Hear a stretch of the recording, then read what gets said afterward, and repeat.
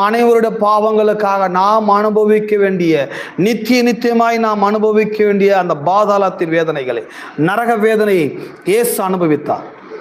பிசாசுகள் கொண்டாடுகிறது, சாத்தான் ஆட்டம் போடுது, நம்மளை வெக்கப்படுத்த இயேசு பிடிச்சு உள்ள போட்டோம்.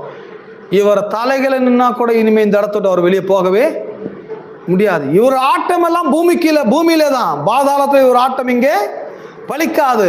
பூமியில இவர் சத்தன் உயிரோடு எழுப்பலாம், பூமியில தொழுநோயால குணமாக்கலாம், பூமியில குருடன் கண்களை திறக்கலாம், பூமியில இவர் வாய்க்கு வந்தபடி இஷ்டம் போல பிரச்சாரத்தை பண்ணலாம். ஆனா இந்த பாதாளத்தில் இவர் பிரச்சாரத்தை யாரும் கேட்க போறதும் இல்லை. இந்த பாதாளத்தில் இவர் யாருடைய தோல்வியை குணமாக்கவும் முடியாது. பாதாளத்தில் யாருக்கு இவர் உதவி செய்யவே முடியாது. இன்னும் சொல்ல போனா அவருக்கே உதவி தேவை அப்படின்றத கொண்டாட்டம் பிசாசுக்கு இருந்தது. பட் வேதம் சொல்லுது, மூன்றாம் நாள் வரும்பொழுது இவர் என்னுடைய நேசகுமாரன் என்று நான் இவரை ஜனிப்பித்தேன் சொல்லி மூன்றாம் நாள் இயேசு உயிர்த்தெழ ஆரம்பிக்கிறார். மூன்றாம் நாள் இவருக்குள்ள ஒரு அற்புதமான பவர், அந்த மரணத்தினுடைய அந்த வல்லமையெல்லாம் முறித்தவராக இந்த பாதாளத்தில் ஒரு பெரிய ஒரு சக்தி, இவருடைய சக்தி பாதாளத்தையே ஓவர் கம் பண்ண ஆரம்பிக்குது.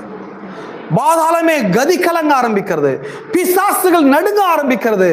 அவர் வேதம் சொல்லுகிறது, அவர் மரணத்தையும் பாதாளத்தையும் ஜெயித்தவராக.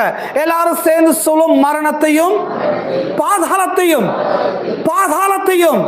நரகத்தையும் ஜெயித்தவராக மூன்றாம் நாள் உயிர்த்தெழுந்தார். எல்லாம் உயிர்த்தெழுந்தார். ஒரு பாடலை பாடுறாங்க தமிழ்ல, யூதா ராஜசிங்கம் உயிர்த்தெழுந்தார்,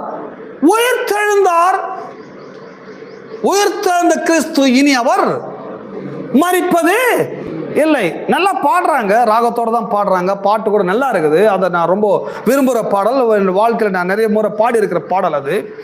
பட் ஒரு காரியம் புரிஞ்சுக்கோங்க, கிறிஸ்டியானிட்டி என்பது இது ரிலிஜியன் கிடையாது.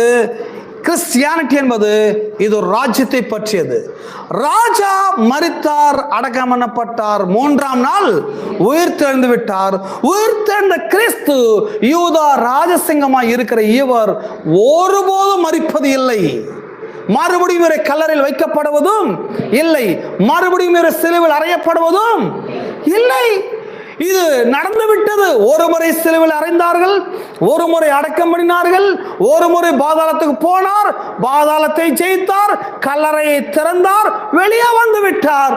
அப்படி என்றால் முதலாம் நூற்றாண்டில் என்ன நடந்தது? சபைகள் என்ன பிரச்சாரத்தை ஈடுபட்டாங்கன்னு சொன்னா, முதலாம் நூற்றாண்டிலே உயிர்த்தெழுந்தல் கிறிஸ்துவை எங்கும் உள்ள ஜனங்களுக்கு வல்லமையோடு அறிவிக்க ஆரம்பித்தார்கள். சர்ச் என்ன வேலை செஞ்சதுன்னா, உயிர்த்தெழுந்த கிறிஸ்துவை ஜனங்கள் அறிவித்தார்கள். ஒவ்வொரு மனுஷனுக்கும் உயிர்த்தெழுந்த கிறிஸ்துவை அறிவித்துக் கொண்டு இருக்கிறார்கள். பட் முதலாம் நூற்றாண்டில் சபை வரலாறுல லென்த் டேஸ் அவங்க கொண்டாட